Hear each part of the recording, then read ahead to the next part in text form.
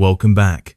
Tonight, we're diving into something that will fundamentally change how you think about the supernatural. We're leaving behind everything you thought you knew about ghost stories and entering the heart of Africa, a continent where the line between the living and the dead has never been clearly drawn. This isn't folklore passed down through generations. This isn't mythology or legend. These are documented cases, witnessed by multiple people, investigated by professional paranormal researchers, and recorded with modern equipment.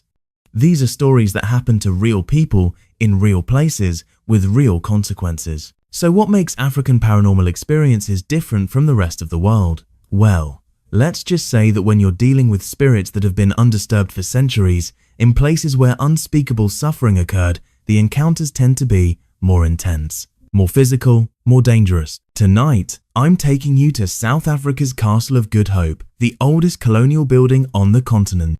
A place where professional paranormal investigators have recorded EVPs, thermal readings, and electromagnetic disturbances so powerful they've had to completely recalibrate their equipment. We're talking about a location where even hardened military guards refuse to walk certain corridors after midnight. But that's just the beginning. We'll also explore encounters with entities that are uniquely African creatures that don't just haunt, but actively hunt. We'll meet people whose lives were forever changed by things that science can't explain, and witness testimonies that will make you question everything you think you know about what's possible in this world. So if you're ready to experience true African horror, the kind that stays with you long after the sun comes up, then let's begin our journey into the darkness. Because once you hear these stories, you'll understand why so many people across the continent sleep with their lights on. The Night Guard's terror. You need to understand something about the Castle of Good Hope before we go any further. This isn't just some tourist attraction with a spooky reputation. This is a fortress built on centuries of brutality, torture, and death. Built by slaves between 1666 and 1679, it served as the seat of colonial power for over 150 years. Its dungeon, known as the Donkergat the Dark Hole, was a windowless chamber that flooded during high tide, drowning prisoners chained to its walls. Ashley France had been working as a security guard at the castle for 3 years when it happened. He was experienced, skeptical, and absolutely not the kind of person who believed in ghost stories. That changed one night in July 2010, during what the guards called the ghost shift, the dreaded 2 a.m. to 4 a.m. watch when most of the supernatural activity occurred. Ashley was making his rounds through the archway near the Donkergat dungeon. The castle at night is pitch black. Centuries-old stone walls seem to absorb whatever little light manages to penetrate the darkness. He was using his flashlight to navigate the narrow corridor when he felt it, a sudden drop in temperature so severe it made his breath visible. Then he heard the footsteps. Not just any footsteps, these were the heavy, measured steps of someone wearing military boots. But Ashley knew he was alone on this side of the castle. His partner was stationed at the opposite end of the complex, nearly 200 meters away. The footsteps were getting closer, echoing off the stone walls in a rhythm that seemed almost ceremonial. Ashley called out, "Hello, security." His voice cracked slightly. Something about the darkness made even this experienced guard nervous. No response. But the footsteps continued, now accompanied by what sounded like chains dragging across the stone floor. That's when he saw the figure. At first, it was just a shape in the darkness, tall, translucent, wearing what appeared to be an old military uniform. But as Ashley's eyes adjusted, he could make out more details. The figure was massive, nearly 7 feet tall, with a face that seemed to shimmer and fade. It was walking directly toward him, completely oblivious to his presence. Ashley did what any rational person would do. He ran. But as he turned to flee, something grabbed his shoulder. Not grabbed, exactly. It was more like an icy cold pressure that penetrated right through his uniform and into his skin. The cold was so intense it felt like burning. He broke free and sprinted toward the exit, tearing his pants on the barbed wire near the gate, scraping his shin so badly it left permanent scars. Behind him, he could hear what sounded like laughter, not human laughter, but something else. Something that found his terror amusing. When Ashley reached the security office, his partner took one look at him and knew something was wrong. Ashley was pale, shaking, and bleeding. But it was his eyes that were most disturbing. They had the look of someone who had seen something that fundamentally changed their understanding of reality. The next morning, Ashley submitted his incident report. But what he didn't know was that he wasn't the first.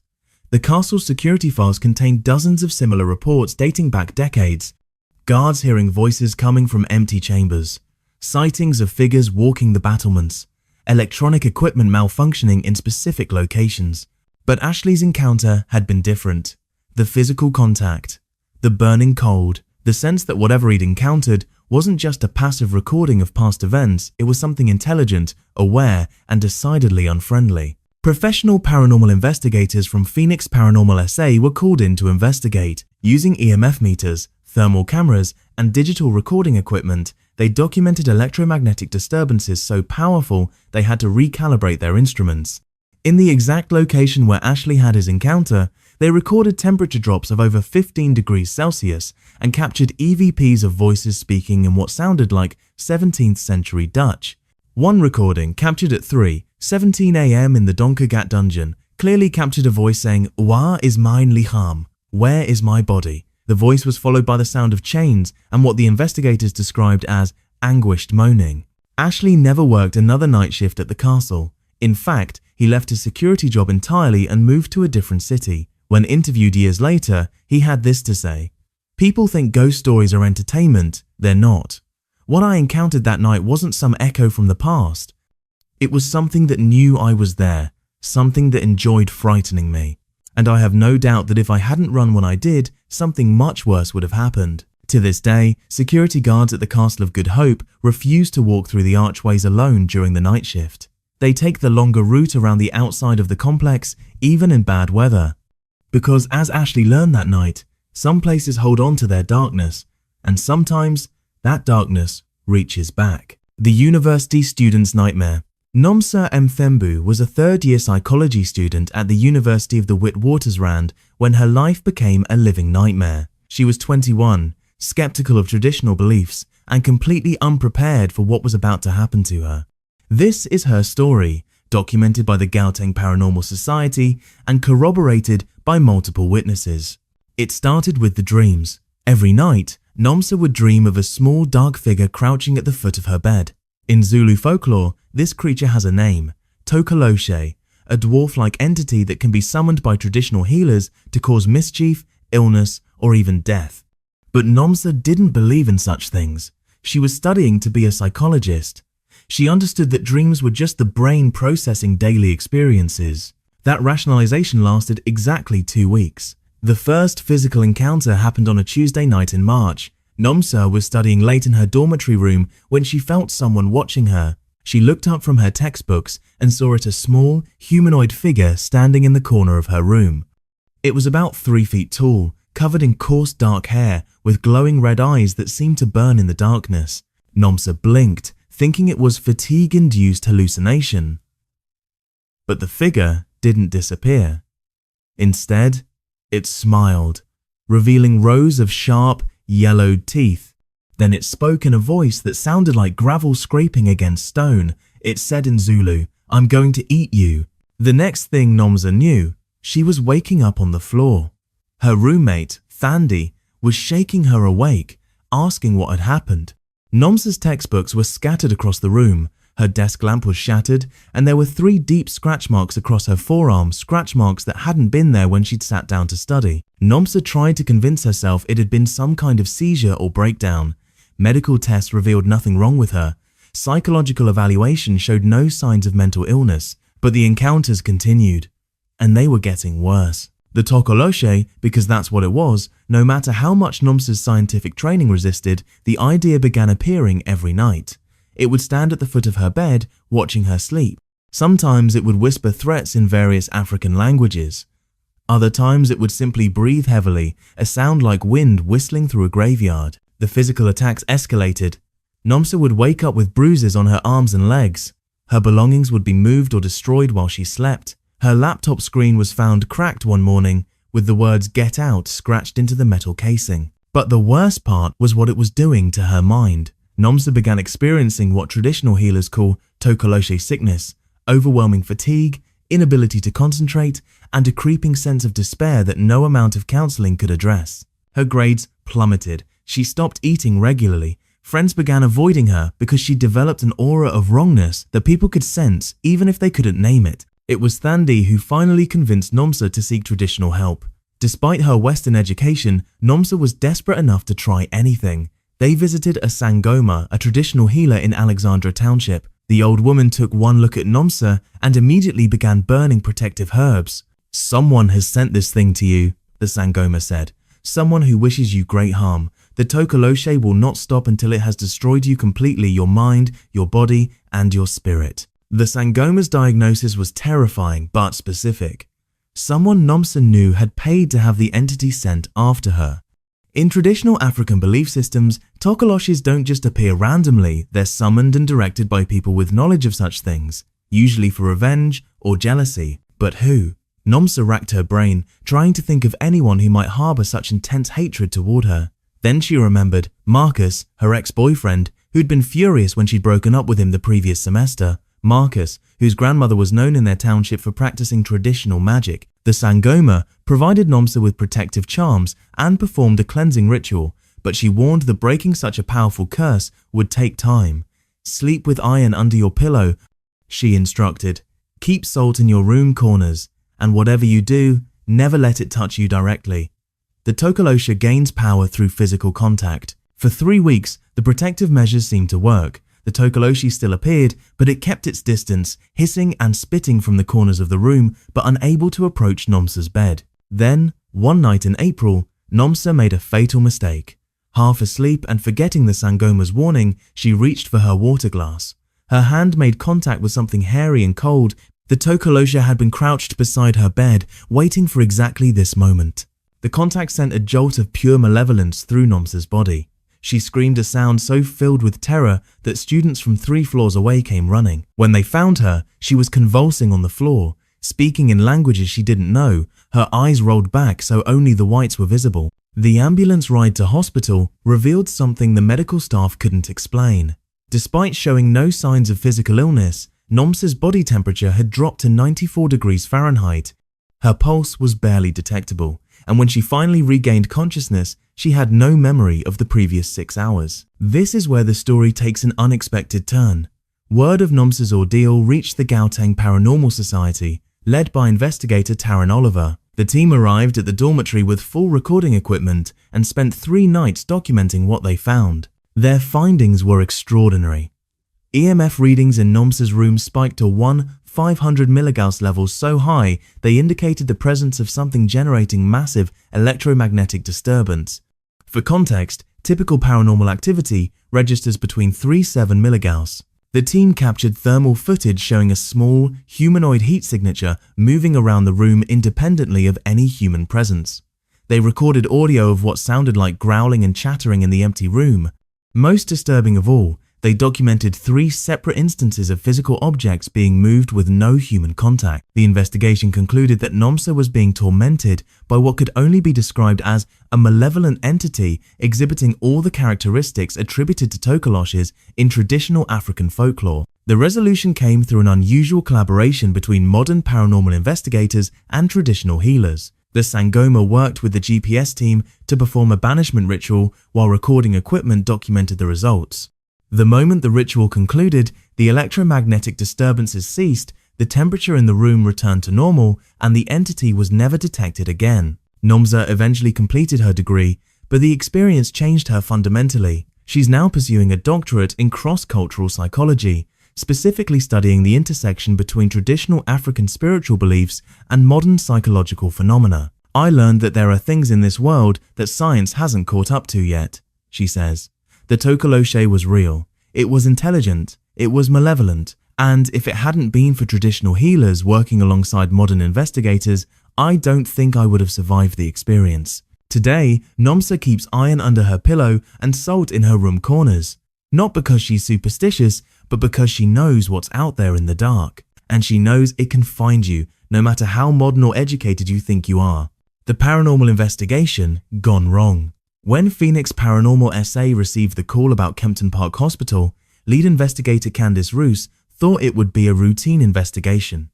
The abandoned hospital had been closed for over 30 years, and locals claimed it was haunted by the spirits of patients who had died there. It seemed like a perfect case for their team clear history, specific location, and multiple witness reports. What they discovered instead was something far more dangerous than any ghost story. Kempton Park Hospital had been a state-of-the-art medical facility when it opened in 1960. But by the 1980s, it had become overcrowded, underfunded, and plagued by allegations of medical negligence. Patients died in hallways waiting for treatment. Children succumbed to preventable diseases due to lack of resources. When the facility finally closed in 1989, it left behind a legacy of suffering that seemed to have soaked into the very walls. The Phoenix Paranormal team arrived on a Saturday evening in October, equipped with thermal cameras, EMF meters, digital recorders, and motion sensors. Their plan was straightforward: spend the night documenting any paranormal activity and determine whether the reported hauntings had any basis in fact. The first sign that this investigation would be different came within minutes of entering the building. Every piece of electronic equipment began malfunctioning simultaneously. EMF readings spiked from 0 to maximum range and stayed there. Thermal cameras registered temperature fluctuations of 20-degree ranges within seconds. Digital recorders picked up constant static, punctuated by what sounded like crying children. In 20 years of paranormal investigation, I'd never seen anything like it, Ruse recalls. Usually, you get occasional spikes or anomalies. This was a constant barrage of activity, so intense our equipment could barely handle it. But the real terror began when they reached the pediatric ward. Team member Johan Venter was setting up motion sensors in what had been the children's intensive care unit when he heard it, the sound of children singing.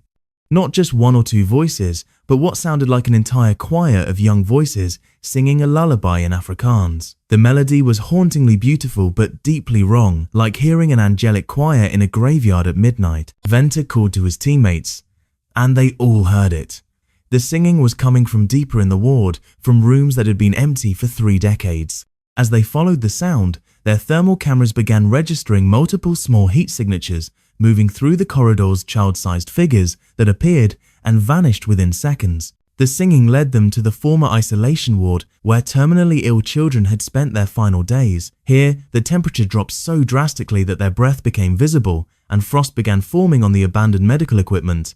The EMF readings became so erratic that several meters simply shut down. Then, the crying started. Not the crying of one child, but the heart-wrenching sobs of many children crying for parents who would never come, crying from pain that could never be healed, crying with the despair of those who died alone and afraid. The sound seemed to come from the walls themselves, as if the building had absorbed 30 years of childhood suffering and was now releasing it all at once. Investigator Sarah Decker was filming in the former emergency room when she experienced what the team later described as a full manifestation event. Her camera captured a translucent figure of a small boy, approximately 7 years old, wearing a hospital gown and appearing to have difficulty breathing. The figure looked directly at the camera and mouthed the word "Mama" before fading away. But the footage revealed something else that chilled the investigators to their core. In the background, barely visible, were dozens of other childlike figures. They filled the frame, all looking at the camera, all reaching out as if begging for help. The thermal readings showed that the room's temperature had dropped to near freezing during the manifestation. As the night progressed, the activity became increasingly aggressive. Equipment was thrown across rooms by invisible forces. Team members reported feeling small hands grabbing at their clothing. Whispered voices begged them not to leave, creating an atmosphere of such desperate need that several investigators broke down crying. The breaking point came at 3:47 a.m. in the former morgue. Ruse was conducting EVP sessions when her digital recorder picked up the voice of a young girl saying, "The bad man is coming." Seconds later, every piece of equipment in the building went silent. The constant electromagnetic disturbance stopped, the temperature variation ceased, even the crying stopped. In the sudden, unnatural silence, they heard footsteps. Heavy, adult footsteps, walking through the building with deliberate purpose. Not the light steps of children, these were the measured steps of someone who had walked these halls with authority, someone who had power over the children who died here. The thermal cameras showed a tall, dark figure moving through the corridors, seeming to search each room systematically. As it moved, the child voices began whimpering, as if in fear. The team realized they were witnessing something unprecedented, not just child spirits, but the spirit of someone the children were afraid of, someone they were trying to hide from. The figure appeared on their cameras as a tall man in what looked like a doctor's coat, but where his face should have been was only darkness. As he moved through the hospital, the child voices became more frantic, begging the investigators to take them away, to not leave them alone with the bad doctor. What happened next was captured on multiple cameras from different angles. The dark figure stopped directly in front of Roos and appeared to notice her for the first time. Despite being a seasoned paranormal investigator, Roos later admitted that what she felt in that moment was pure, primal terror. "It wasn't just that I was seeing a ghost," she explains. "I was seeing something that radiated malevolence, something that had caused immense suffering in life and was continuing to do so in death. And I realized that all those children were trapped here with this entity, unable to move on because they were terrified of it." The entity reached toward Roos, and she felt what she described as the coldest touch imaginable, like having ice water injected into your veins. The contact lasted only seconds, but it left her with frostbite-like marks on her arm that took weeks to heal. The team fled the hospital immediately, but their investigation had lasting consequences. Within days, neighbors began reporting that the paranormal activity had spilled out of the abandoned building and into the surrounding homes. Children in nearby houses started having nightmares about hospital patients. Adults reported seeing small figures at their windows. The entity that had been contained within the hospital seemed to have been awakened and was now expanding its influence. Local traditional healers were called in to perform cleansing rituals. The community organized prayer groups. The city eventually demolished the hospital building, but many residents believe the land itself remains cursed. Phoenix Paranormal SA still lists the Kempton Park Hospital investigation as the most intense and dangerous case they've ever encountered. The footage they captured has been viewed by paranormal experts worldwide, with many considering it among the most compelling evidence ever recorded of post-mortem consciousness. "What we found there wasn't just ghosts," Roos concludes. "We found evidence that in some cases, death doesn't end suffering, it can preserve it."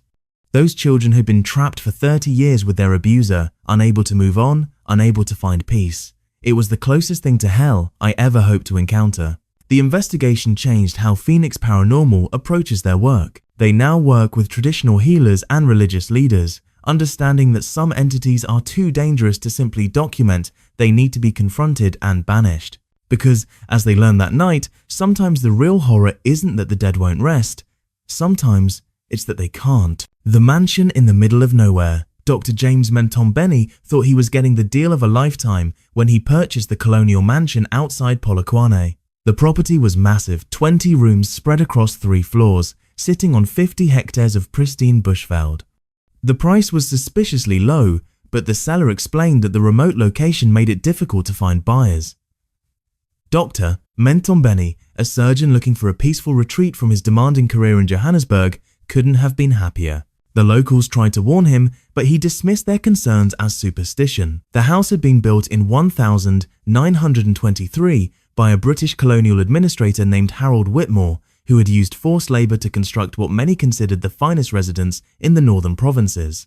When Whitmore died in 1947, the property passed through several owners, none of whom stayed longer than a few years. Dr. Mentombeni moved in during December 2020, planning to use the mansion as a weekend retreat. For the first month, everything seemed perfect. The house was beautiful, the grounds were spectacular, and the isolation was exactly what he needed to decompress from his high-stress job.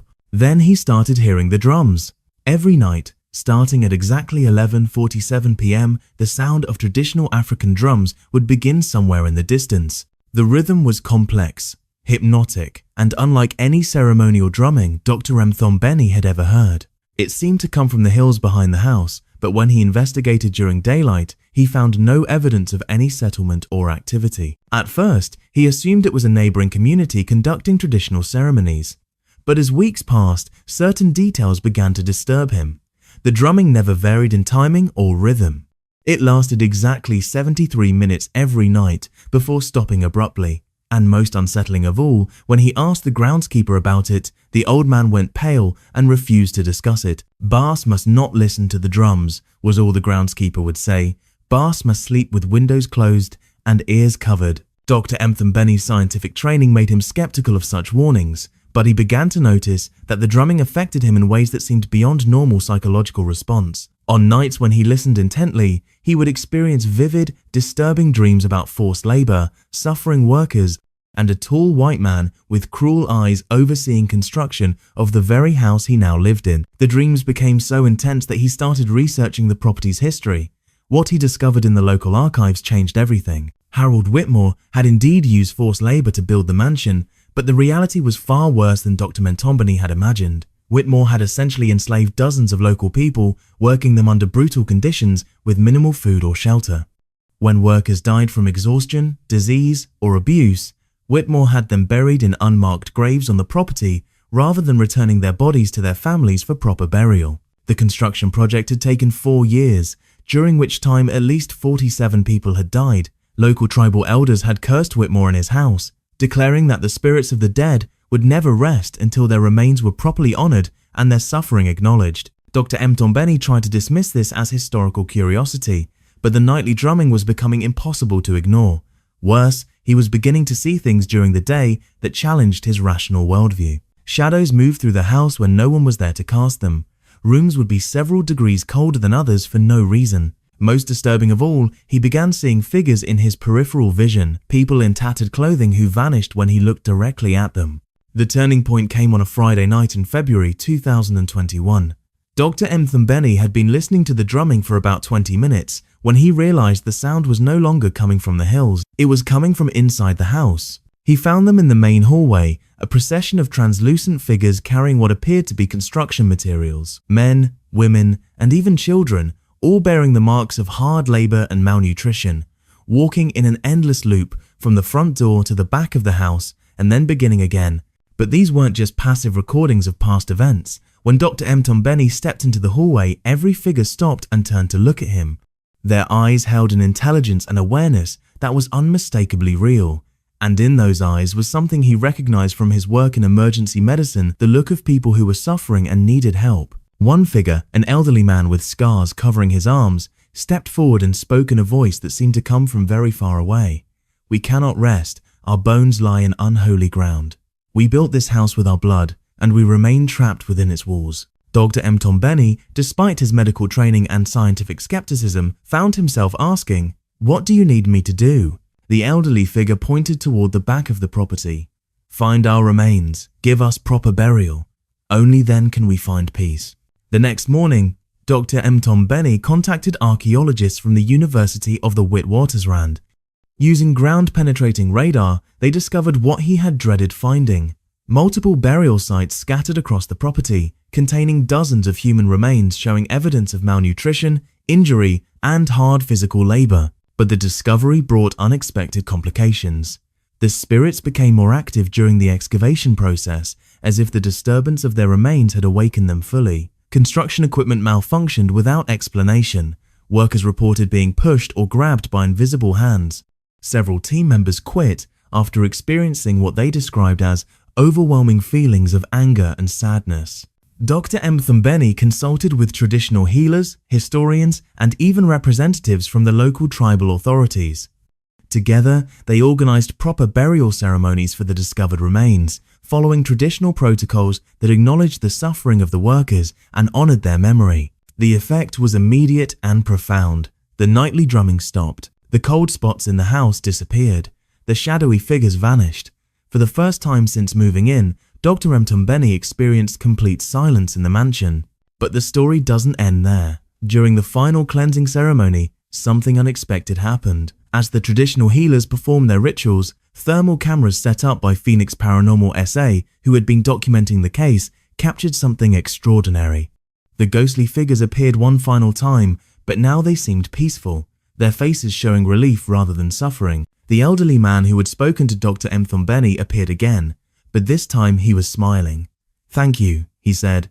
"We can go home now." Then, in a display that left everyone present in tears, the spirits began to fade away, but not into nothingness. They walked toward what appeared to be a bright light that had manifested in the room, and one by one, they stepped into it and disappeared.